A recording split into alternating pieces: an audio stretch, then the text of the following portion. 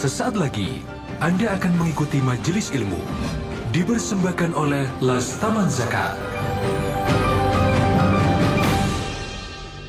Bismillahirrahmanirrahim. Assalamualaikum warahmatullahi wabarakatuh. Suara Muslim, The Best Religious Radio Network. Mitra Muslim, bagaimana kabar Anda? Malam hari ini saya Ridwan Hidayat kembali menemani Anda dalam frekuensi kesayangan, tentunya di 93,8 Suara Muslim Surabaya, 89,9 Suara Muslim Lumajang, 88,7 Suara Muslim Tuban, dan 97 FM Suara Muslim Batu. Mitra Muslim, malam hari ini kita kembali lagi dalam program Majelis Ilmu Tibun Nabawi, yang insya Allah kita akan bersama dengan guru kita Ustadz Ahmad Nidom selaku founder dari Tibun Nabawi Holistic Care.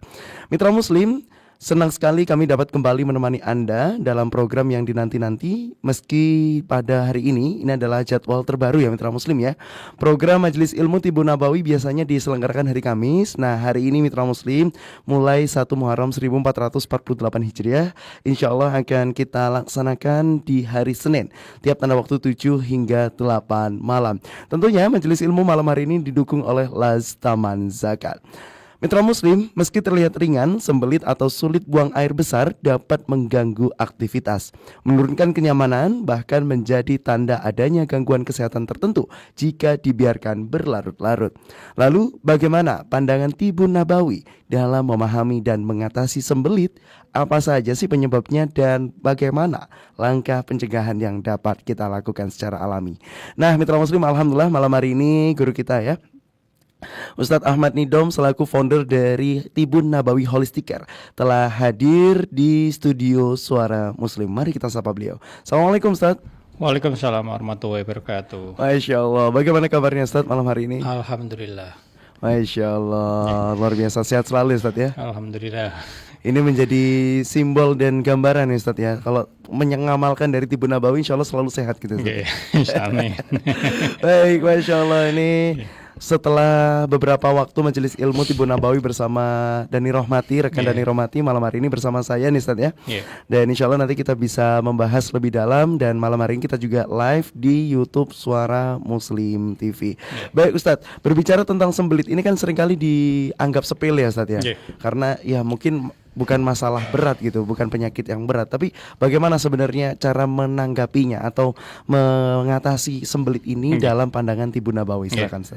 Assalamualaikum warahmatullahi wabarakatuh. Waalaikumsalam. Mitra Muslim yang dirahmati oleh Allah, sebelum kita melanjutkan kajian kesehatan Tibun Nabawi, marilah kita haturkan salawat dan salam kepada junjungan kita Nabi Muhammad SAW, kepada keluarga, kepada sahabat, kepada tabiin. Semoga kita dapatkan sahabatnya. Amin amin ya rabbal alamin. Yang kedua kalinya, bagi mitra muslim yang sekarang lagi diuji oleh Allah dengan sakit, saya doakan semoga lekas sembuh, diangkat penyakitnya dan sehat seperti semula. Amin amin ya rabbal alamin. Yang ketiga kalinya, bagi mitra muslim yang sekarang diuji Allah dengan rezeki, kami doakan semoga diberikan rezeki yang halal barokah serta melimpah ruah. Amin amin ya rabbal alamin. Jadi Mas Ridwan Betul Ustaz. Semua penyakit itu berasal dari perut. Oke. Jadi semua penyakit semua penyakit itu semua berawal dari perut. Penyakit timbul karena aliran darah tidak lancar. Jadi yang pertama penyebab adalah perut. Perut ini penyebabnya apa? Dari pola makan. Makanya kalau kita mau lihat sehat apa enggak, itu sebenarnya bisa dilihat dari pagi, Mas. Oke. Pagi. Jadi pagi itu kita sebenarnya bisa lihat kita sehat apa enggak itu pada saat pagi. Jadi kalau pagi itu kita tidak bisa BAB, dipastikan perut kita kotor. Jadi BAB itu yang kalau jam kerja dari usus besar itu dia sebenarnya makanan setelah dari masuk kecil itu masuk ke usus besar. Itu sekitar antara jam 1 sampai jam 5 sore. Nah itu sebenarnya 12 jam itu kemudian harus dikeluarkan. Jadi antara sekitar jam 5 sampai jam 7 setelah ngendon di usus besar itu itu harus keluar. Jadi kalau sampai nggak keluar, dipastikan perutnya kotor. Itu nanti penyakitnya macam-macam. Jadi di situ, jadi patokannya kalau jam 5 sampai jam 7 kita tidak bisa BAB, dipastikan perut kita kotor.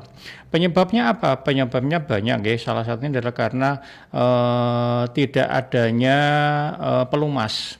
Jadi tidak ada pelumas di dalam ini. Jadi feses itu nggih, biasanya kan feses itu untuk keluar itu kan butuh pelumas. Lah, pelumas itu dari mana? Dari serat. Dari serat. Nah, serat paling banyak dari mana? Dari sayuran buah. Baik. Ya itu. Jadi makanya banyak orang-orang sekarang itu yang misalkan yang sekarang banyak yang tidak BAB sehari sekali, dipastikan perutnya kotor dan biasanya makanannya kurang mengandung sayur atau serat. Biasa seperti itu, Mas. Jadi nanti kalau sebenarnya pagi gini. Jadi kalau pagi pun kita bisa melihat kita itu sehat apa enggak dari pagi, Mas. Jadi pada saat pagi nih ya, pada saat kita pagi BAB nggih. Bentuk dari feses pun itu bisa dilihat kita sehat apa enggak. Baik. Jadi yang feses yang bagus itu adalah bentuknya panjang ya, terus warnanya kuning cerah, terus nanti teksturnya empuk. Kalau tekstur empuk nanti enggak usah dipegang, cukup diamati dari jauh aja, atas saja. Gitu. Dari situ kita udah bilang, oh ini berarti perutku sehat. Jadi patokannya pertama adalah tiap hari harus BAB nggih. BAB normal berapa? Idealnya adalah 1 sampai 3 kali per hari. Itu per hari. Itu idealnya. Jadi kalau sampai sehari nggak di BAB, bisa dipastikan perut kita kotor. Nah, sebenarnya kalau di sembelit atau konstipasi itu biasanya idealnya adalah 3 kali per minggu, Mas. 3 kali per minggu kita bisa BAB, dipastikan tambah kotor perutnya. Tapi memang idealnya adalah sehari sekali. Jadi setelah kita makan itu 12 jam kemudian seharusnya dibuang. Ya itu patokannya pagi itu. Jadi kalau kita nggak BAB sehari sekali, 2 hari itu masih mungkin bisa ditoleransi ya. Tapi kalau sampai seminggu tidak bisa 3 kali ya dipastikan kotor banget.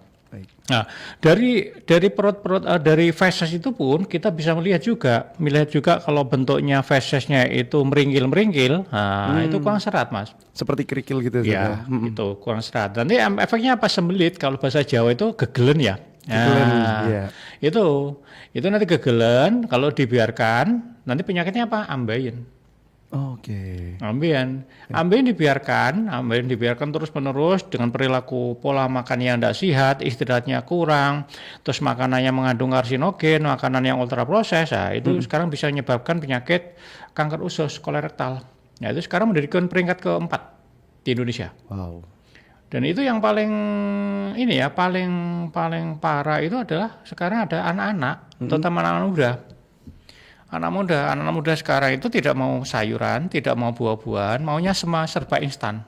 Jadi karena instan itulah akhirnya membuat seharusnya feses itu harus dibuang, tidak bisa dibuang. Jadi ngendon di dalam tubuh. Nanti penyakitnya macam-macam. Ya. Jadi penyakitnya nanti bisa tadi itu bisa kanker usus bisa, terus nanti bisa juga penyakit yang menyertai ya. Jadi penyakit wasir, penyakit diabetes meletus, kanker usus, atau nanti juga bisa penyakit hipotiroid itu bisa, penyakit Parkinson, terus penyakit gatal-gatal di wajah ya, gatal-gatal di kulit, gatal di wajah, terus bisa juga ini usus buntu. Bisa sampai usus buntu, Ustaz? Jadi kan usus buntu salah satu penyebabnya adalah karena adanya feses yang menggumpal tidak bisa keluar, akhirnya masuk ke dalam area usus buntu itu. Jadi salah satu itu. Jadi makanya kan kalau saya banyak nangani pasien itu rata-rata yang usus buntu kebanyakan anak-anak. Anak-anak. Jadi terutama anak pesantren ya, anak pesantren itu rata-rata kan enggak mau sayur ya. Kurang makan sayur. Iya, makan sayur. Jadi kurang makan sayur akhirnya biasanya terjadi usus buntu. Biasanya kalau tanda-tanda usus buntu ya biasanya tidak bisa kentut ya. Tidak bisa kentut. Terus perut sebelah kanan. Nah, perut sebelah kanan bagian bawah itu sakit, demam dan sebagainya, itu tanda-tandanya. Jadi kalau perut sebelah kanan sakit itu ada kemungkinan yang kalau bagian bawah, perut bagian bawah itu adalah biasanya usus buntu. Kalau yang bagian atas itu biasanya batuk empedu. Oh, batuk empedu. Kalau di atas ya. Batuk empedu. Nanti berhubungan dengan ulu hati, nggih. Jadi kalau itu makanya kalau mitra muslim mungkin yang sudah pernah ngikutin potes kita mungkin bisa ini ya, mungkin sudah sebagian paham, nggih. Jadi kalau sebelah kiri itu sakit itu lambung. Sebelah kiri ya. Ya, sebelah kiri itu lambung, nanti naik ke atas lambungnya bisa jadi kena jantung sebelah kiri ya. Jadi kalau ada orang yang dadanya sesak bisa jadi itu karena asam lambungnya, bisa jadi karena jantungnya juga. Oke. Dan nanti naik ke atas lagi GERD, naik ke atas lagi vertigo. Jadi kalau yang sebelah kanan itu nanti hubungannya dengan tadi itu bisa jadi sembelit, bisa jadi karena usus buntu, bisa jadi karena batuk empedu. Jadi seperti itu. Jadi nanti kalau bentuk kembali lagi ya, kalau yang nanti bentuknya meringkil, ya tadi itu kan meringkil ya, kayak kerikil gitu ya. kayak kambing itu ya. Nah, kayak kambing itu biasanya kurang serat. Kurang serat Ya, jadi serat. Jadi makanan yang sering dirutinkan apa? Perbanyak makan sayur sama buah. Makan buah. Buah yang paling banyak apa? Buah yang paling banyak adalah pepaya sama pisang. Pepaya dan pisang, itu solusinya Ustaz ya? Iya, tapi kalau orang-orang yang gagal ginjal Mas tidak boleh malah. Oh, malah gak boleh Ustaz. Jadi makanya kan kalau kita masih normal itu tuh boleh dimakan, tapi kalau ada beberapa orang yang nggak normal itu tidak boleh. Okay. Karena mengandung kalium tinggi, jadi bisa menyebabkan potasium kan, jadi malah merusak dari ginjalnya. Jadi di situ, jadi makanya kalau masih sehat-sehat, ayo diperbaiki. Karena kalau udah sakit itu ada yang boleh dimakan dan nggak boleh dimakan. Betul. Jadi seperti itu. Terus nanti kalau sampai bentuknya itu ada ada darahnya. Iya. Nah, itu udah mulai curiga, Mas. Kalau bentuk darah itu bisa nanti efeknya adalah tadi tuh pencernaan panas ya, sampai bisa ke kanker. Iya, kanker. Kanker usus ya. Kalau tanda-tanda kanker itu biasanya salah satu tandanya adalah biasanya berat badannya turun, terus HB-nya turun juga. Pada minggu sebelumnya udah pernah kita bahas ya pada anemia itu salah satu tanda kalau misalkan ada yang HB-nya turun, penyakit anemia kadar darahnya turun, anemia sudah ditransfusi habis ya, kemungkinan itu adalah kanker. Jadi kalau yang anemia berat ya, jadi nanti itu turun drastis itu ada dua kemungkinan, bisa jadi karena kanker, ada bisa jadi gagal ginjal. Jadi makanya kalau yang tadi itu kalau sudah ada fesesnya sudah mulai berdarah, itu biasanya prosesnya lama ya, untuk menjadi kanker itu biasanya lama, enggak satu kali dua kali, enggak, biasanya prosesnya lama banget. Bisa bertahun-tahun gitu. Iya, bisa jadi bertahun-tahun prosesnya, bisa jadi karena tadi itu prosesnya lama, sering berdarah, terus pola makannya yang tidak sehat, ditambah dengan pola makannya yang tadi itu tidak mau serat, terus ditambah jadi kalau kanker itu biasanya karena penyebabnya salah satunya adalah kebanyakan makanan yang mengandung karsinogen. Makanan mengandung karsinogen. Iya, karsinogen itu yang biasanya dibakar-bakaran, Mas. Sate. Ya, itu boleh. Iya. Gitu, ya.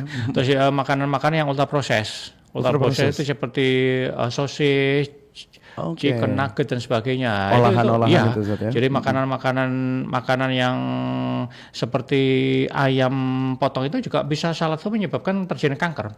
Karena apa? Karena kalau di ayam potong itu kan ada namanya zat yang namanya growth promoter, itu untuk menumbuhkan daging kan biasanya 3-5 hari kan udah dipotong ya. Itu biasanya pakai hormon. Nah, biasanya rata-rata ada sebagian yang pakai antibiotik. Jadi kalau kebanyakan makanan atau sering minum obat antibiotik, yang terjadi apa?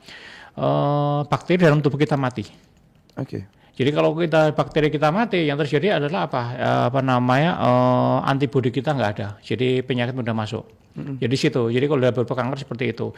Jadi makanya kalau mitra muslim yang sekarang yang masih sehat, ayo perhatikan pola makan kita. Pola makan yang bagus gimana? Pola makan bagus adalah 50% sayur plus buah, 25% adalah lauk pauk, 25% karbohidrat. 50%-nya sayur dan buah. Ya, 50% sayur buah. 25% adalah lauk pauk. 25% Oke. adalah karbohidrat. Jadi karbohidrat pun kalau yang sekarang penyakitnya sudah mulai asam urat tinggi, kolesterol tinggi ya penyakitnya sudah mulai masuk kategori akut ya, sudah mulai puasa. Baik. Jadi mulai puasa terus makanan-makanan yang tadi goreng-gorengan sudah mulai dihindari, kalau bisa makanan yang direbus. Makanan-makanan yang langsung gitu ya. Betul. Superfood gitu saja. Jadi kembali ke alam, Mas. Jadi telur direbus, iya, kacang-kacang betul, kentang direbus. Jadi iya. semua seperti itu kan. Jadi karena memang sudah kelebihan semua. Jadi kalau kita bicara tentang penyakit penderita sembelit di Indonesia itu sekitar 10-20%.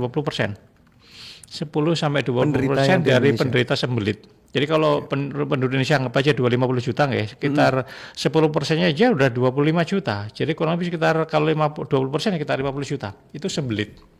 Artinya nanti efeknya macamnya nanti kalau sembelit dibiarkan, nanti penyakitnya adalah ambeien. Terus nanti lama-lama dibiarkan menjadi penyakit tadi itu apa namanya kanker yang menduduki sekitar peringkat 4. Sekitar setahun lalu kebetulan ada saudara saya yang meninggal masih muda 31 tahun kanker usus. Jadi gitu penyebabnya apa? Masih muda, jadi sering begadang. Sering begadang. Waduh, sering begadang, merokok, tidak mau sayur, terus makanannya instan. Mie instan Ya, misalnya. jadi ya. udah komplit. Udah kalau bicara tentang nutrisinya ya nggak ada nutrisi yang bagus untuk yang dimakan. Jadi pola hidupnya udah nggak sehat. Jadi yang terjadi adalah ya udah meninggal. Setahun lalu. Terus ada saya juga pernah menemukan kasus orang Palu kebetulan kanker usus juga keseringan menobat diet. Oh ya. Nah, jadi kalau ada obat diet apapun dibeli Mas. Kena. Demi kelangsingan tubuh ya. Ya. Sebenarnya kalau mau langsing itu olahraga sama puasa, jaga pola makan, olahraga, udah itu aja. Udah bisa langsing. Langsing bisa. Nggak makan malam Ya, misalnya. iya betul. Ya, jadi masyarakat orang Indonesia kan semua kepengen instan. Iya, pengen cepet itu. Iya, instan semua kepengen instan. Jadi serba modern seperti ini, mintanya cepat, minta sembuh juga cepat, minta semuanya dibuat cepat. Padahal nggak ada yang instan. Segala sesuatu yang instan pasti akan ada efeknya. Segala sesuatu yang natural pasti akan membawa akibat. Jadi di situ.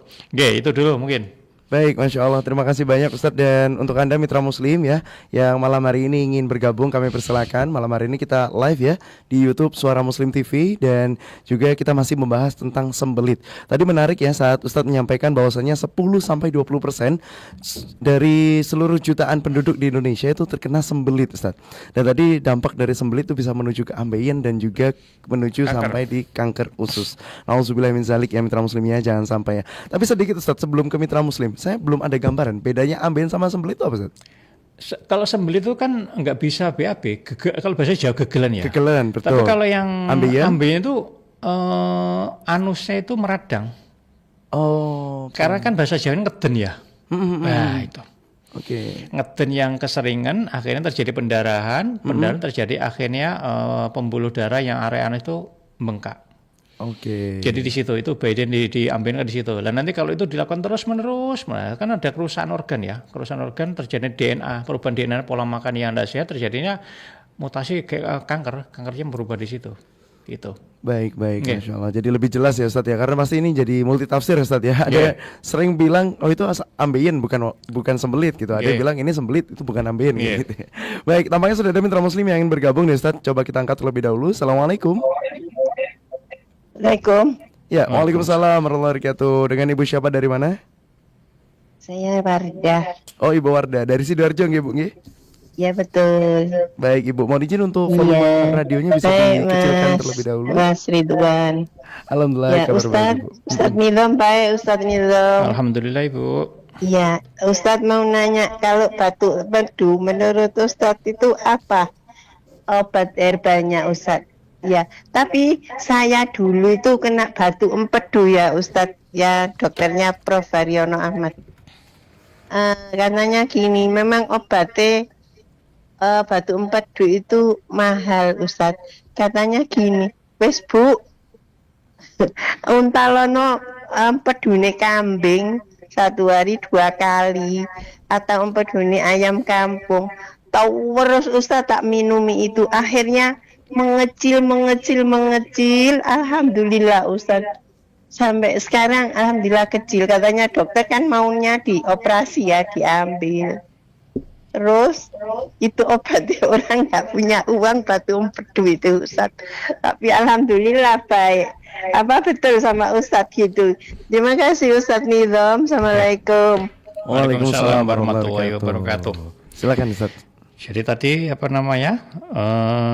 Apa tadi Mas? Ibu Wardah ini Ada pakai penyakit batuk empedu. terus dipakai empedunya. Betul, pakai empedunya kambing tadi salah satu obatnya. Apakah betul obat herbalnya itu? Nggih. Apa ada obat herbal lain gitu ya? Katanya tidak punya Menurut uang, Ibu tapi Nabawi. bisa beli empedu. Kan mahal juga itu. Iya, Ustaz. Oke, batuk empedu Bu, karena adanya batu di daerah empedu. Jadi penyebabnya Bu, salah satunya adalah disebabkan karena tidurnya sering begadang. Oke. Jadi salah satu penyebab ada salah satu penyebab adalah tidurnya jam 11 sampai jam 3 pagi masih belum tidur. Jadi itu berhubungan dengan liver Jadi liver itu salah satu organ yang memegang peranan penting dalam tubuh manusia. Dia punya 500 fungsi. Salah satunya fungsi adalah mendetok racun secara alami. Jadi racun-racun dalam tubuh kita itu sama liver itu didetok. Jadi dibuang racunnya ya Mas dibuang itu. Dia kerjanya jam 11 malam sampai jam 3 pagi. Idealnya jam segitu tidur kita. Jadi kalau jam segitu itu kita masih bangun, proses detok tidak bisa dilakukan oleh hati. Yang terjadi nanti adalah mengganggu metabolisme dari fungsi dari hati. Yang terjadi nanti penumpukan adanya batu di empedu, karena salah satu dari fungsi hati adalah menghasilkan cairan empedu. Baik. Jadi kalau misalkan kita kerjanya tidak optimal, yang terjadi adalah seharusnya kolesterol itu bisa dibuang, dibuang dengan batu empedu, karena kita tidurnya nggak optimal, itu nggak tidur, akhirnya terjadi penumpukan batu empedunya. Jadi itu yang pertama. Jadi biasanya berhubungan dengan tidur sering begadang, tidur malam. Jadi bukan tidur malam, sering begadang, tidak tidur pada saat malam. Itu yang pertama. Yang kedua, biasanya kebanyakan makan makanan yang mengandung lemak. Biasanya seperti bakso. Itu. Jadi makanannya bergaji, sate dan sebagainya. Jeruan gitu. Iya. Enak itu. Jadi boleh dimakan boleh, tapi segala sesuatu yang berlebihan adalah penyebabnya seperti itu. Oke, baik.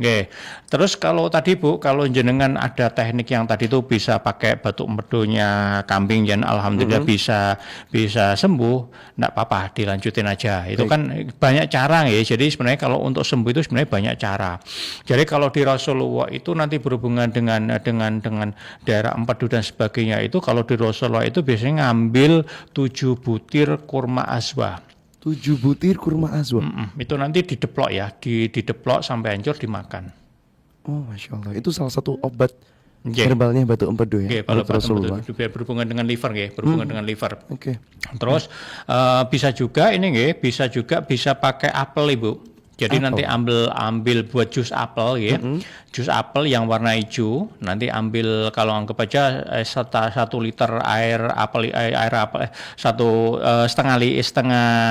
ambil 5 butir apel warna hijau, apel Malang biasanya itu biasanya kalau nggak salah itu 5 biji itu kalau sekitar setengah kilo, nanti dicampur sama air 1 liter, udah dibuat jus diminum sehari 2 kali, sudah itu nanti mungkin butuh waktu sekitar seminggu 2 minggu, nanti biasanya batu empedunya keluar. Nanti ditambah sama minum minyak zaitun 2-3 sendok per hari, sekali minum sehari 3 kali. Baik. Nah itu teknik-tekniknya. Jadi banyak tekniknya, tapi yang terpenting tadi itu, jadi terpenting bukan obat. Jadi obat itu fungsinya hanya membantu pada saat kita sakit. Jadi apakah jamin nanti setelah minum obat tidak kambuh lagi? Tidak jamin. Ya, kalau perilakunya tidak dirubah, makanya sebaik apapun obat, semahal apapun obat, itu akan kambuh lagi. Yang terpenting adalah mencegah. Dengan cara apa? Rubah perilakunya. Jadi jam 11 sampai jam 3 pagi wajib tidur. Nanti wajib tidur, nanti yang terus makanan-makanan yang mulai yang tadi itu pentol, bakso dan sebagainya, terus gaji dan sebagainya, itu sudah mulai dikurangi. Jadi kalau yang sekarang suka makan bakso dan sebagainya, kalau jenengan sakit itu salah satu penyebabnya. Jadi yang terpenting adalah mencegah. Kalau udah sakit mahal harganya. Makanya dibilang ibu tadi bilang mahal bener. Betul. Jadi kalau udah sakit itu mahal. Sebelum sakit lebih baik mencegah. Oke, kembalikan semua pada kodratnya. Jadi kalau Allah itu menciptakan pagi dan malam, siang dan malam, siang dan malam itu fungsinya apa? Untuk kita itu bisa membedakan kapan waktunya kerja, kapan waktunya istirahat. Baik. Jadi kalau pagi itu untuk kerja, malam untuk istirahat. Yang sekarang penyakit sekarang aneh-aneh karena apa? Melawan kodrat. Jadi kalau pagi dipakai untuk tidur, malam pakai untuk begadang. Jadi yang terjadi itu, jadi penyakit. Jadi biasanya kalau orang-orang sakit itu ya paling gampang lihat perilakunya, apakah sudah sesuai sudah sehat sesuai ketentuan atau sakar PDW. Kalau orang zaman sekarang itu kan karena ini Mas, kalau internet 24 jam jadi nggak mengenal waktu sekarang kan. Betul, Ustaz. Ya, makanya kan saya sering saya sampaikan di podcast ini, coba perhatikan orang-orang yang di bawah tahun 90. Dulu hiburannya cuma TVRI. Iya, betul. Jadi jam 8, jam 9 tidur. Itu, jadi jam 8, jam 9 tidur itu memberikan kesempatan pada organ liver kerja. Baik. Nah, orang sekarang enggak 24 jam warkop buka.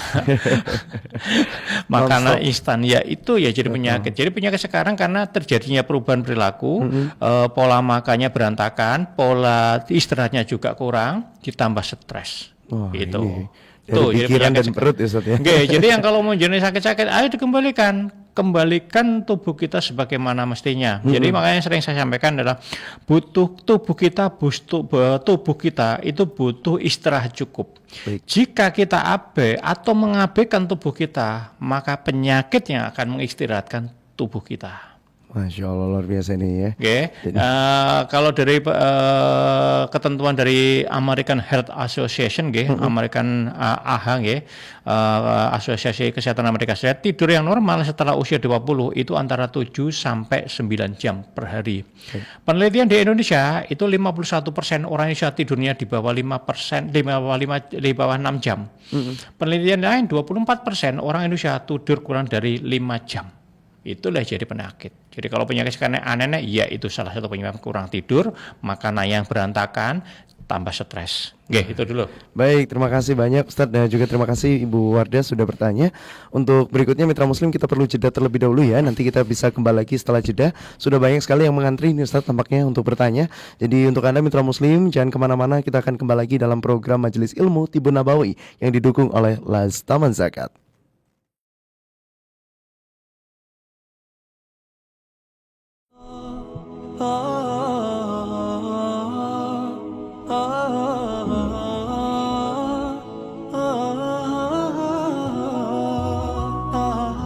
قال صلى الله عليه وسلم: من أفطر صائما فله مثل أجره.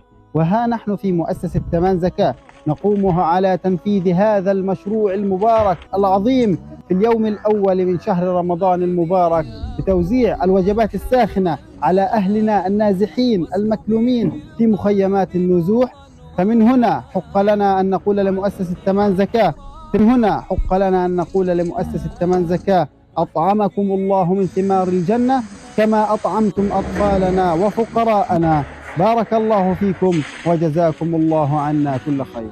حان فيه السعي للفردوس حان، هل ترى أذن في الكون بلال أم هي الذكرى رواها رمضان؟ غردي يا روح ألحان الجلال واسكبي في القلب نورا وأمان، علقي الأفراح في جيد الهلال واهتفي بالحب أهلا رمضان. جل من سواه شهر من جمال، حان فيه السعي للفردوس حان، هل ترى أذن في الكون بلال أم هي الذكرى رواها رمضان؟ موسم العفو أوان الرحمة، فرصة العمر زمان العمل، مركب يعلوه نور الهيبة قد تجلى فيها. شكرا تمام زكاة، بارك الله فيكم ورمضان كريم. شكرا شعب اندونيسيا وبارك الله فيكم. بنشكر الشعب الاندونيسي الوجبات ويخلف عليهم وشكرا عليهم. شكرا تمام زكاة على الوجه. واسكبي في القلب نورا وأمان.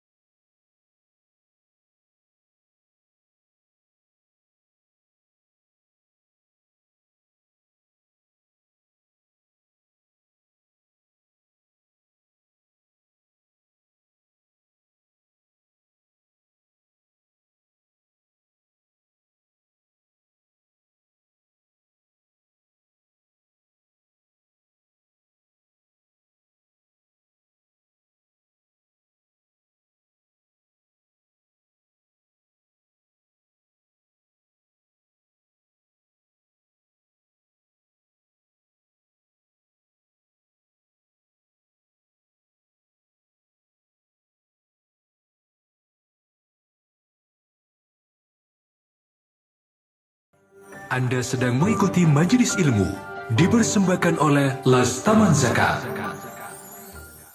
Suara Muslim The Best Religious Radio Network. Terima kasih mitra Muslim, Anda masih setia dalam program Majelis Ilmu Tibun Nabawi yang didukung oleh Las Taman Zakat. Kita masih bersama dengan Ustadz Ahmad Nidom selaku founder dari Tibun Nabawi Holistic Care, masih membahas tentang sembelit. Ada yang bertanya Ustadz di kolom WA di 0855 300938 yang bertanya terkait Assalamualaikum Ustadz, mau tanya saya kalau BAB kadang-kadang sulit sehari cuma sekali BAB-nya. Kalau sudah 2 hari nggak BAB, saya minum Vegeta apakah boleh? Dan saya sering minum Vegeta itu kalau sulit BAB. Gimana ya Ustadz ya? Apakah yang saya lakukan ini apakah boleh? Dan apakah ada obat lain yang bisa kita atau saya gunakan untuk selain makan sayur dan juga buah? Ini dari Hartatik Ghazali gitu ya. Silakan Ustadz.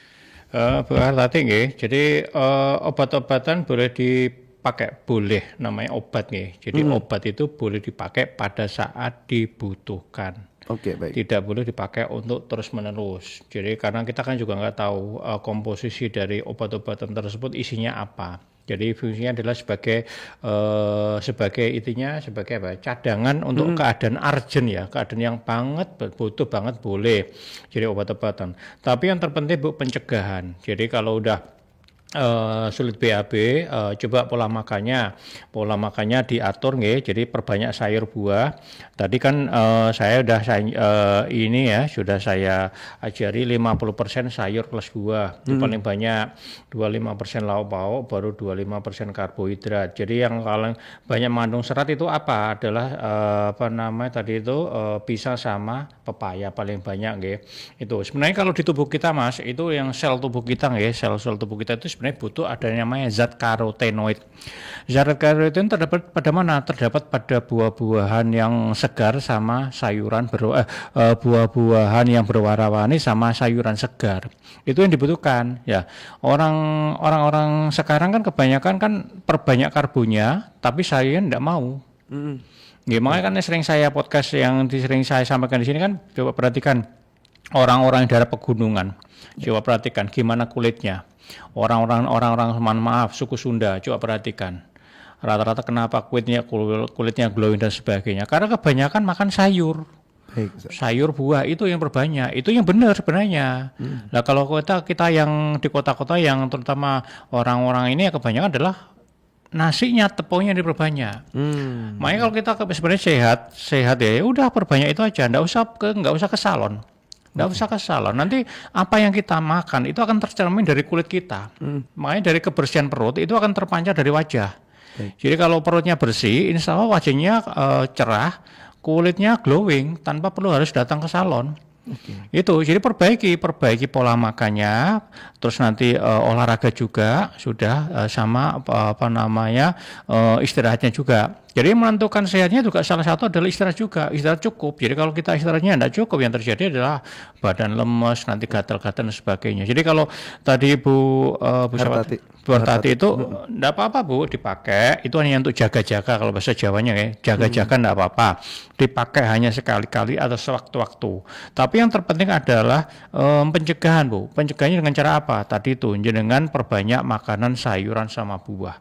Itu butuh. Jadi butuh tubuh kita itu BAB itu fases itu butuh pelicin lah. Pelicin dari mana? Ya tadi itu dari serat. Jadi kalau jenengan makanannya kurang serat, yang terjadi adalah seret. Jadi setelah seret nggak bisa keluar kan ya. Itu nanti kalau nggak bisa keluar, yang terjadi adalah ngendon di dalam. Yang terjadi apa? Sebagian racunnya diserap lagi dalam tubuh kita, masuk ke tubuh kita. Termasuk nanti salah satunya adalah usus buntu tadi itu, karena ada pengerasan masuk ke dalam area usus buntu itu. Itu. Jadi yang nanti efeknya kalau keluar itu ngedennya tadi terlalu mengejan dan sebagainya itu efeknya tadi itu ambeien. Ambeien kalau dibiarkan terus-menerus sampai berdarah-berdarah, nggak ada solusinya. Nggak ada perubahan dari perilaku kita, yang terjadilah dengan perilaku pola makan yang tidak sehat, kebanyakan karsinogen, kebanyakan makanan ultraproses, terjadilah kanker. Jadi kanker itu biasanya terjadi mutasi genetik yang disebabkan salah satunya karena perilaku pola makan yang tidak sehat. Jadi itu. Baik, Masya Allah. Semoga terjawab ya untuk Ibu Hartati. Untuk berikutnya ada mitra muslim yang terhubung dari telepon ya Ustaz. Kita angkat terlebih dahulu. Assalamualaikum. Waalaikumsalam warahmatullahi wabarakatuh. Baik, dengan Ibu siapa dari mana? Ibu Ana dari Menganti. Ibu Ana dari Menganti. Mohon izin Ibu untuk radionya boleh dikecilkan terlebih dahulu. Baik, terima kasih. Silakan Ibu. Assalamualaikum Pak Ustadz. Waalaikumsalam warahmatullahi wabarakatuh. Gini Pak Ustadz, apa sakit sinus itu apa bisa sembuh sendiri tanpa minum obat Pak Ustadz? Terus kalau ada herbalnya itu apa untuk sinus itu Pak Ustadz?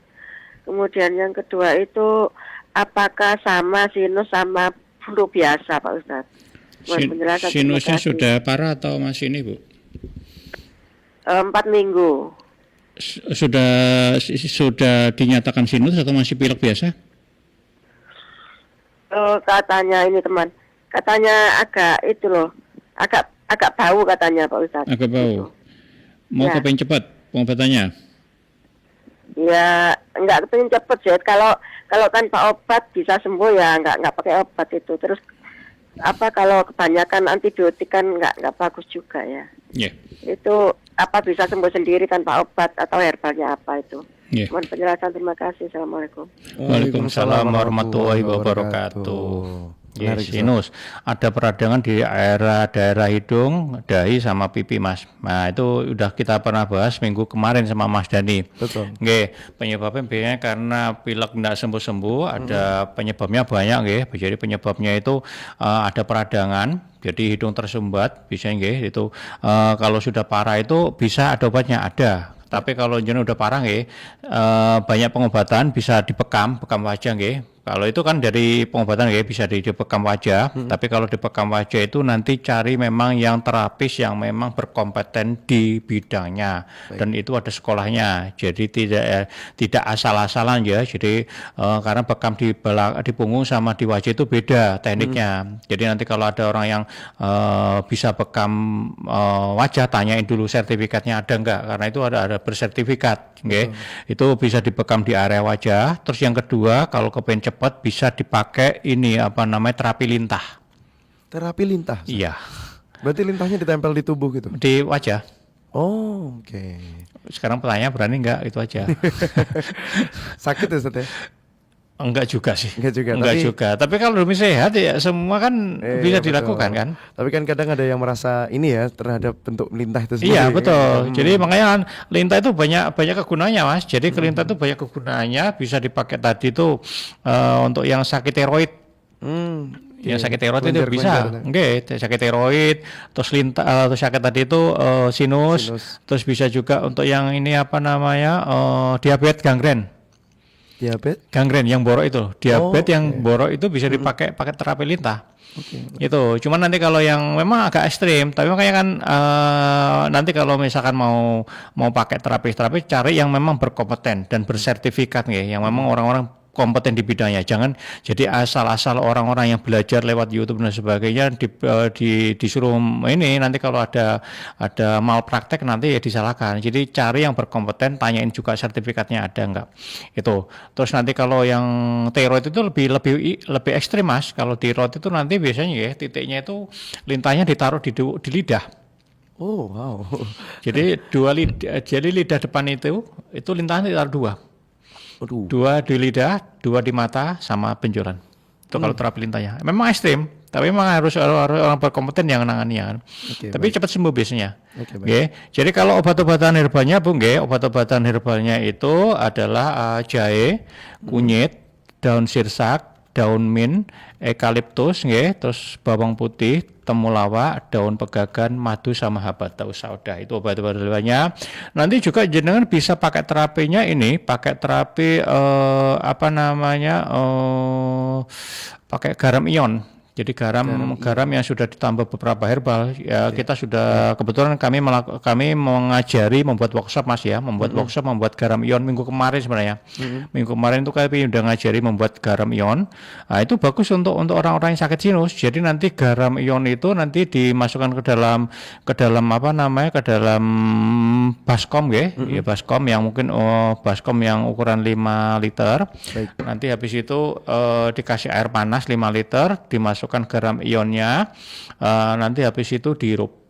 Oh, oke. Jadi ambil aromanya. Diambil aromanya sampai untuk membersihkan lendir-lendirnya, mengembalikan dari peradangan-peradangan tersebut. Jadi di situ itu.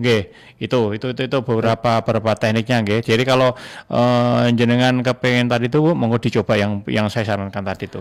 Baik, terima kasih. Semoga terjawab ya untuk Ibu Ana dari Menganti. Tampaknya masih ada mitra muslim yang ingin bergabung melalui telepon ya, Ustaz ya.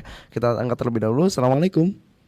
Waalaikumsalam warahmatullahi wabarakatuh. Baik, dengan Ibu siapa dari mana? Ibu Istiharo dari Cemengkara. Ibu Istiharo, kabar baik ya? Baik, silakan pertanyaannya. Alhamdulillah, Pak Ustadz juga sehat ya. Alhamdulillah Ibu.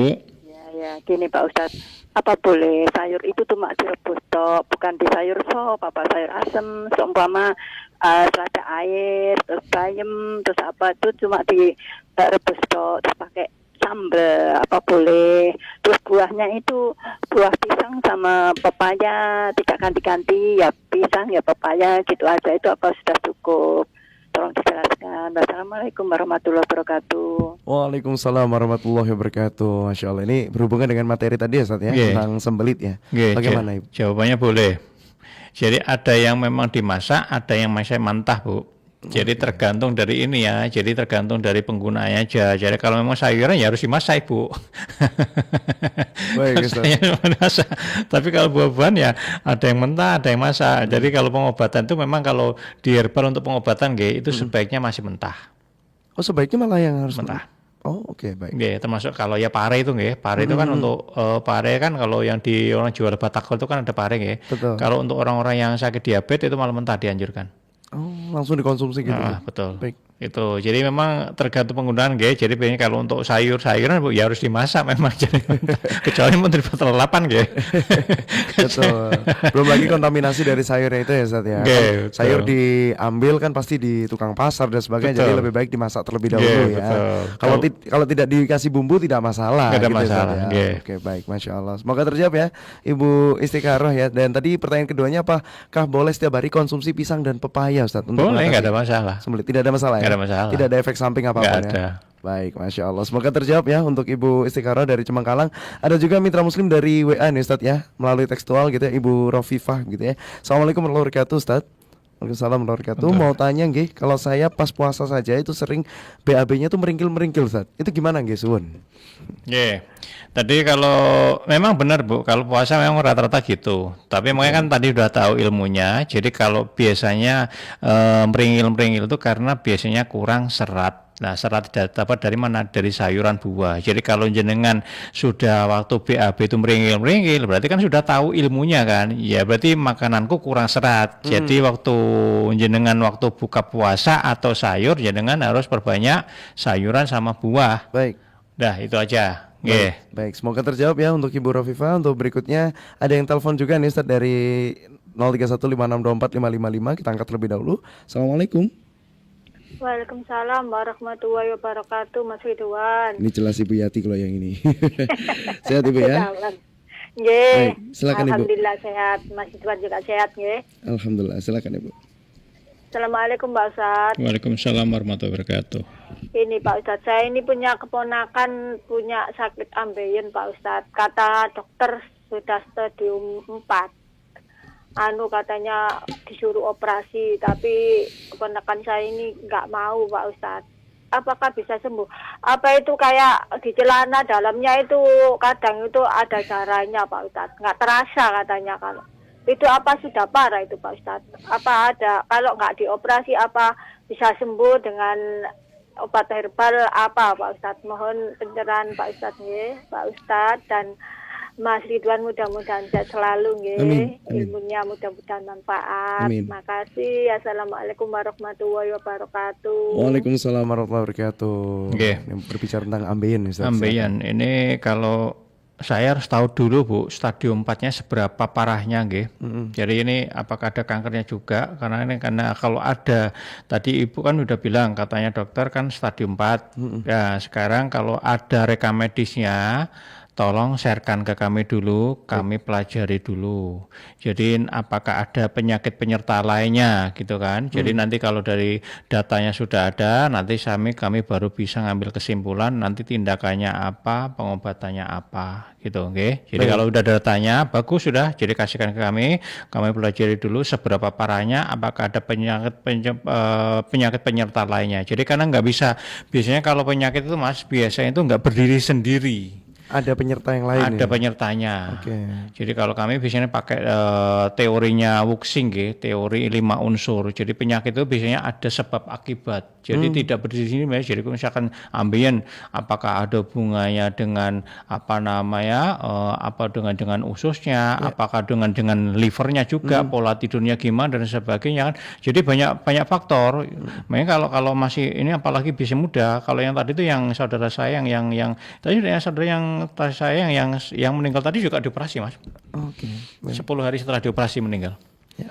Jadi kondisinya udah parah memang, jadi udah parah banget. Jadi ya penyebabnya tadi tuh, penyebabnya karena pola makan yang berantakan, istirahatnya berantakan, akhirnya dioperasi 10 hari kemudian meninggal. Baik, Oke, jadi makanya kalau ini Bu, saya harus tahu dulu kalau memang dia nyatakan stadium 4 ini ambeiennya aja atau ada penyebab lainnya atau mungkin ada kankernya dan sebagainya. Kalau memang ada penyebab lainnya termasuk mungkin ususnya bermasalah, kami harus tahu dulu, yang diperbaiki dulu apakah ususnya dulu atau ambeiennya atau yang lainnya juga gitu loh. Jadi makanya kami harus tahu dulu. Jadi data medis yang sudah ada sharekan ke kami pelajari dulu, nanti kami bisa komentar.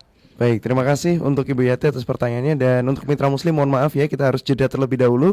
Jadi nanti untuk Anda bisa bertanya kembali setelah jeda pariwara berikut ini. Jangan kemana-mana, tetap di Majelis Ilmu Tibun Nabawi, persembahan spesial dari Laz Taman Zakat dan Radio Suara Muslim. Jangan kemana-mana, tetap stay tune di Suara Muslim, the best religious radio network.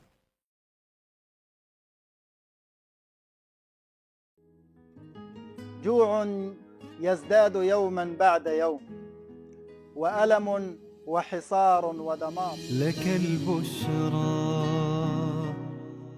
إن ضاقت الأسباب أو سدت الأبواب.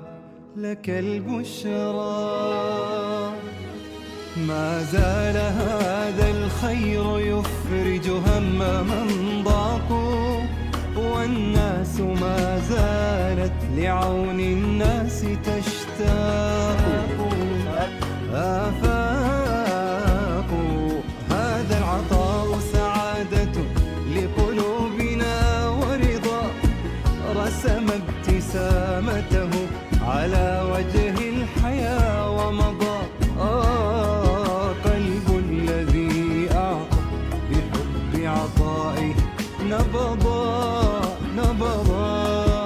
أبشر أبشر أبشر بعون الناس.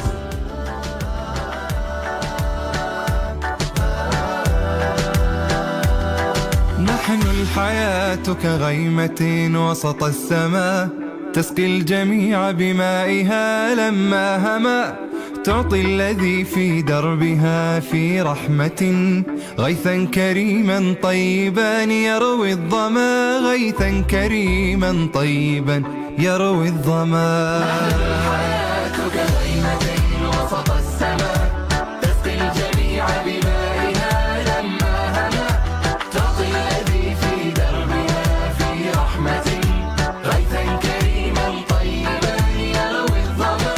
غيثا كريما طيبا يروي الظما.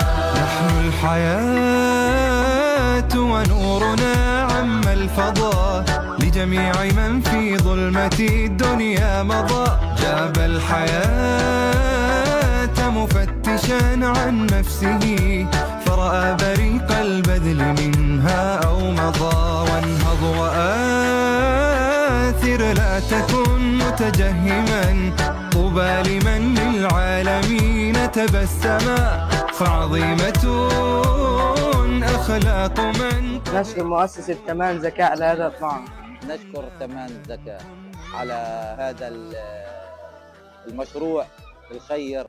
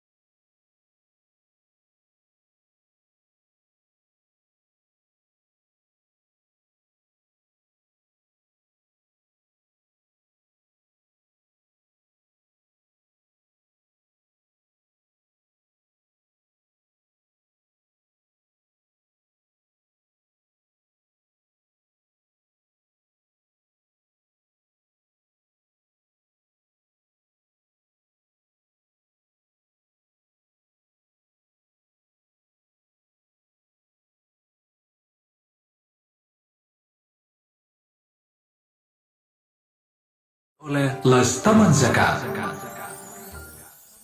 Suara Muslim, The Best Religious Radio Network. Terima kasih mitra Muslim, Anda masih setia dalam program Majelis Ilmu yang didukung oleh Les Taman Zakat. Malam hari ini masih dalam program Majelis Ilmu Tibun Nabawi bersama founder dari Tibun Nabawi Holistic Care, Ustadz Ahmad Nidom. Silakan mitra Muslim yang ingin bergabung ya di nomor interaktif di 0855 3938 atau telepon di 031 5624 555. Melalui WA di WA interaktif nih Ustadz, sudah ada yang bertanya banyak sekali ya, antri sekali begitu. Kita mulai dari yang awal terlebih dahulu, tadi ada yang terlewat gitu ya. Assalamualaikum Ustadz. Tolong saya menanyakan, pinggang saya bagian belakang kok sakit sekali ya, dan dari duduk mau berdiri kok sakit dan berat sekali. Itu kena apa ya Ustadz? Apakah ada hubungannya dengan penyakit yang disampaikan pada malam hari ini? Dari Ibu Suparti, matur nuwun. Usianya berapa Ibu? Ah ini karena WA nih Ustadz, saya nggak tahu nih Ustadz untuk usianya. Pinggang sebelah mana? Pinggang belakang nih Ustadz. Pinggang belakang. Usianya berapa? Nah ini tidak disampaikan. Baik, silakan Ibu Suparti ya. Oke, Mungkin jadi bisa- sedikit gambaran, Jadi kalau pinggang belakang kemungkinan ginjal. Oh, Jadi letaknya ginjal itu posisinya adalah pinggang belakang yang sejajar dengan siku-siku tangan. oke. Ini ya kalau lihat YouTube ya, yang bisa lihat itu ini siku-siku tangan, Mm-mm. pinggang kita belakangnya. Atau paling gampang pinggang yang sejajar dengan pusar, itu tempatnya ginjal kiri dan kanan. Baik. Jadi kalau sering sakit, diobati selama 3 hari kok tidak sembuh-sembuh, sudah mulai curiga ke ginjalnya. Oke. Nah, nanti Bu ya, dicek biasanya apakah asam uratnya tinggi, kolesterolnya tinggi, tekanan darahnya tinggi. Nah, ini kalau sudah tiga-tiganya tinggi semua, kemungkinan ginjalnya bermasalah, Bu. Penyebabnya apa? Penyebabnya salah satunya karena kurang minum air. Oh, Jadi ginjal itu unsurnya air. Jadi untuk bisa membuang sisa metabolisme, membuang darah kotor, dia butuh air 2 liter kurang lebih, atau paling gampang adalah 30 kali berat badan pasien. 30 sampai 35 kali berat badan pasien. Jadi kalau jenengan kekurangan air yang terjadi apa? Ginjal ngos-ngosan. ya, baik. Itu nanti efeknya apa? Pinggang sakit. Kalau nanti kondisinya parah, nanti kalau tadi kan saya bilang kalau sudah asam uratnya tinggi, kolesterolnya tinggi, ketekanan darahnya tinggi, pinggangnya sakit, diobati selama 3 hari kok tidak sembuh-sembuh, kemungkinan ginjalnya sudah masuk stadium 3, kemungkinan rusak ringan. Itu nanti ada rumusnya namanya EGFR. Untuk melihat fungsi ginjal kita ada rumusnya namanya EGFR. Jadi caranya gimana cara mengecek ginjalnya? Nanti jenengan datang ke puskesmas atau ke laboratorium, cek yang namanya kadar kreatinin. Nah, jadi untuk perempuan itu rumusnya EGFR, Estimated Glomerular Filtration Rate, laju filtrasi glomerulus terestimasi. Jadi fungsinya untuk melihat fungsi ginjal kita sudah masuk stadium berapa. Jadi kalau menurut worldkidney.org setelah usia 40 tahun fungsi ginjal kita turun 1%. Makanya tadi saya tanya usianya berapa. Jadi kalau usianya misalkan sudah 60 tahun, itu secara teorinya fungsi ginjalnya sudah turun 20%, tinggal 80%. Itu masuk stadium 2. Tapi kan itu kan secara teori. Untuk memastikannya fungsi ginjal itu tinggal kita berapa persen, itu cek yang namanya kadar kreatinin. Nanti dimasukkan ke dalam rumusnya. Kalau wanita 140 dikurangi usia kali berat badan kali 0,85 dibagi 72 kali kadar kreatinin. Dimasukkan. Nah, nanti mendapatkan kadar kreatinin di mana? Ceknya adalah ke puskesmas atau ke laboratorium. Kalau di Surabaya itu gratis ke puskesmas. Nanti cari yang namanya poli PKG, pemeriksaan kesehatan gratis. Nanti jenengan dicek di situ, tinggal tunggu 1 jam, akan ketemu dikasih rekam medisnya, kadar kreatin dimasukkan, dihitung sendiri akan ketemu. Jenengan masuk stadium berapa? Kalau hasilnya di atas 90, itu masuk stadium 1 normal. Kalau hasilnya adalah 60 sampai 89 masuk stadium 2 rusak ringan. Kalau masuk stadium 3 itu hasilnya atau rusak sedang itu hasilnya 30 sampai 59.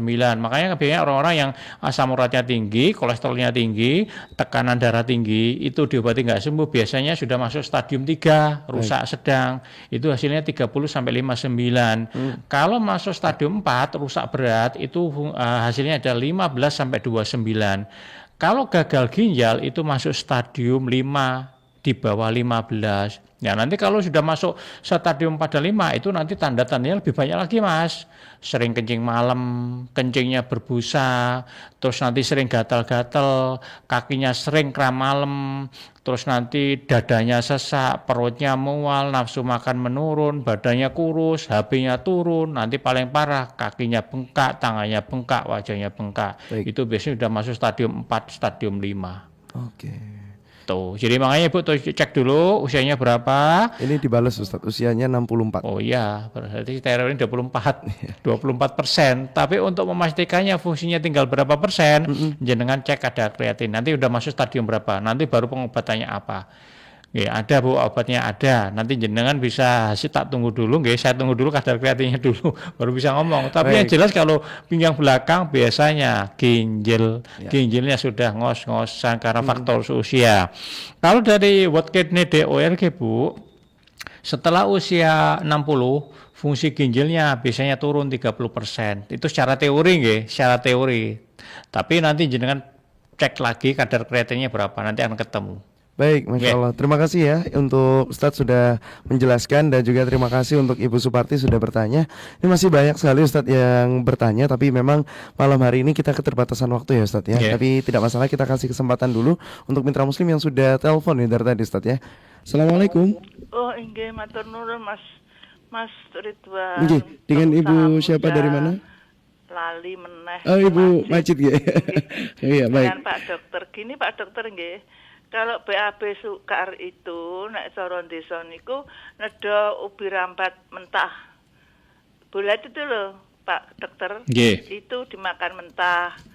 Itu cepat bisa BAB. Nomor tunggal, nomor kalih direbus ndak apa-apa. Tapi yang paling cepat itu kalau di dahar mentah ngoten mawon. Bulat niku lho ubi jalan. Mbah nuwun barakallahu wabarakatuh. Waalaikumsalam warahmatullahi wabarakatuh. Masya Allah ya. Tidak bertanya Ustadz ya, tapi memberikan preferensi baru Ustadz ya. Sebenarnya kan globalnya adalah sayuran plus buah. Betul. Jadi untuk prakteknya mana yang cepat ya udah dipakai aja. Yang paling benar adalah yang mau atau doyan makan buah dan sayur. Iya, jadi 50% sayur plus buah. Betul. Jadi di situ itu yang dibutuhkan sel tubuh kita yang namanya karotenoid. Karotenoid terdapat pada mana? Buah-buahan yang berwarna-warni sama sayuran segar itu yang dibutuhkan, bukan nasi. Enggak, kalau kita kan kebanyakan nasinya. Betul. Habis makan tidur, nanti diabetes. Betul Ustadz, Masya Allah. Baik, ada juga yang bertanya Ustadz, mohon izin Ustadz, daun ungu apakah bisa meringankan ambeien? Daun ungu bisa Ibu. Bisa ya?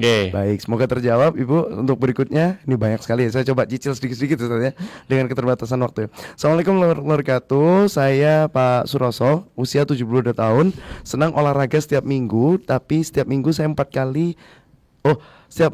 kali olahraga, setiap hari minum kopi tanpa gula, dicampur jahe dan kayu manis. Apakah ini bagus atau kurang baik ya Ustaz? Jadi kalau idealnya Pak, kopinya kopi apa ini? Kopi hitam ini kayaknya. Kopi hitam, kalau kopi idealnya Pak, itu adalah dua cangkir ya per minggu. Per hari 2 kali aja. Nah, itu idealnya Pak. Jadi kopi itu kan biasanya gandengannya sama perokok ya. Jadi kalau perokok itu menyempitkan pembuluh darah, kalau kopi memperlebarkan pembuluh darah. Cuman kopi itu bagus untuk jantung. Kalau kebanyakan kopi malah merusak jantung. Baik. Segala sesuatu yang berlebihan tidak baik. Idealnya berapa? 2 kali aja cukup. Baik, semoga terjawab ya untuk Pak Suroso. Selanjutnya ada Bapak Abdullah Dede nih Ustaz ya. Assalamualaikum Mas Ridwan dan juga Ustaz Nido. Waalaikumsalam warahmatullahi wabarakatuh.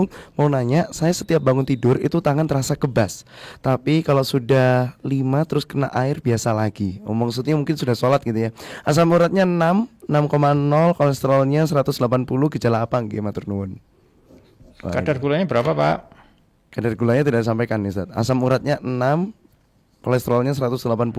Setiap bangun tidur terasa kebas, tapi kalau sudah 5 terus kena air biasa lagi. Kolesterolnya sudah mendekati Pak. Sudah mendekati batas atas itu. Batas atasnya 200, ini 180. Nah, jadi yang dilakukan apa? Dilakukan adalah rutinkan bekam sama fasdu atau donor darah. Itu aja rutinkan. Rutinkan bekam dan fasdu atau donor darah ya. Baik, Masya Allah. Ada juga Pak Wisnu. Assalamualaikum warahmatullahi wabarakatuh. Mau tanya, kalau kembung tiap hari terapinya apa ya Ustaz? Kembung tiap hari, BAB-nya sehari berapa kali? Nah, ini tidak direspon Ustaz. Sebelah kiri sakit apa enggak? Jadi harus tahu dulu usia berapa ini. Tidak terjawab juga. Baik. Kayaknya banyak yang harus menghubungi Ustaz langsung ya Ustaz ya. Ini kayaknya mitra muslim mungkin ingin menghubungi secara langsung, apakah bisa Ustaz? Langsung hadir bisa ke Tibun Nabawi Holistik. Enggak, langsung bisa. Jadi 087756 9-nya 3 kali 337. Wajib reservasi 1 hari sebelumnya nggih. Boleh pelan-pelan Ustadz, banyak mitra muslim yang ingin bisa. 0877 56 9-nya 3 kali 337. Oke. Wajib reservasi dan isi biodata. Baik, sekali lagi ya mitra muslim ya, silakan untuk Anda yang ingin konsultasi lebih lanjut, karena ini kan tadi pertanyaan masih setengah-setengah ya Ustadz ya. Jadi nanti biar diidentifikasi lebih lanjut lagi dengan Ustadz Ahmad Nidom, itu bisa langsung ke 0877 56 9-nya 3 kali 337. Bisa langsung reservasi, wajib isi biodata Ustadz ya. Nggih, betul. Baik, Masya Allah. Mungkin gratis konsultasi nggih. Gratis ya Ustadz ya, gratis, konsultasinya ya. Tapi wajib isi data. Jadi nggih, karena banyak orang kadang-kadang mau konsultasi, ustadznya nggak tahu datanya. Jadi ustadz ini bukan cenayang, bukan dukun nggih. Jadi harus tahu dulu datanya pasien, baru bisa komentar. Jadi kalau datanya nggak ada, nggak bisa komentar. Baik, yang dikomentari nggak ada mas. Baik, betul sekali Ustadz. Jadi tadi untuk bapak-bapak atau mitra muslim yang lain yang tadi yang sudah ingin konsultasi lebih lanjut, boleh di nomor yang tadi sudah disampaikan oleh Ustadz. Nanti bisa langsung terhubung dengan Tibun Nabawi Holistic Care langsung dengan Ustadz Ahmad Nidom gitu. Betul ya. Nanti mungkin mitra muslim yang terlewat nanti bisa langsung WA saja di WA Suara Muslim. Tanya tadi nomornya berapa, nanti akan Ridwan kirimkan. Baik Ustadz, karena keterbatasan waktu malam hari ini, jadi mungkin kita tutup terlebih dahulu perjumpaan kita malam hari ini dengan tema sembelit. Mungkin ada sedikit closing statement atau mungkin pesan kepada mitra muslim sebagai closing perjumpaan kita malam hari ini. Silakan. Mitra muslim yang dirahmati Allah, jadi pada kesempatan ini kita membahas tentang sembelit ya. Jadi penyebab sembelit karena faktor pola makannya yang tidak sehat. Tubuh kita butuh keseimbangan pola makan. Jadi yang dibutuhkan supaya kita bisa BAB normal tiap hari, kita wajib perbanyak makan sayur buah. Jadi mitra muslim yang sekarang pola makannya tidak sehat, mulai sekarang dirubah, sudah tahu ilmunya. Semoga dengan ilmu apa yang kami sampaikan hari, semoga menjadi lebih sehat, lebih berkah hidupnya, dan semangat untuk ibadah menjadi lebih baik lagi. Nggih. Amin amin ya rabbal alamin. Masya Allah, luar biasa sekali. Jazakallah khair kepada Ustadz Ahmad Nidom selaku founder dari Tibun Nabawi Holistic Care. Semoga semakin banyak ya mitra muslim yang menghidupkan pola-pola sehat nih Ustadz ya. Jadi bisa lebih sehat dan lebih baik lagi ya. Terima kasih Ustadz, semoga kita berjumpa lagi di Majelis Ilmu Tibun Nabawi berikutnya. Assalamualaikum. Waalaikumsalam warahmatullahi wabarakatuh. Demikianlah mitra muslim program Majelis Ilmu Tibun Nabawi yang langsung dihadiri oleh founder dari Tibun Nabawi Holistic Care. Semoga malam hari ini bisa memberikan pencerahan untuk kita, dan sekali lagi mitra muslim, yuk kita perbaiki pola hidup kita, pola makan kita, dan juga pola tidur kita, agar kita menciptakan kehidupan yang sehat, baik itu usia muda maupun usia senja, karena mencegah lebih baik daripada mengobati. Saya Ridwan Hidayat dan juga rekan saya yang bertugas ada Zarohman selaku videografer pamit dari ruang dengar Anda. Subhanakallahumma wa bihamdika nasyhadu an la ilaha illa anta nastaghfiruka wa natubu ilaik. Maha suci Engkau ya Allah, dan dengan memujimu kami bersaksi bahwa tiada Tuhan yang berhak diibadahi selain Engkau, dan kami mohon ampun serta bertaubat kepadamu. Wassalamualaikum warahmatullahi wabarakatuh.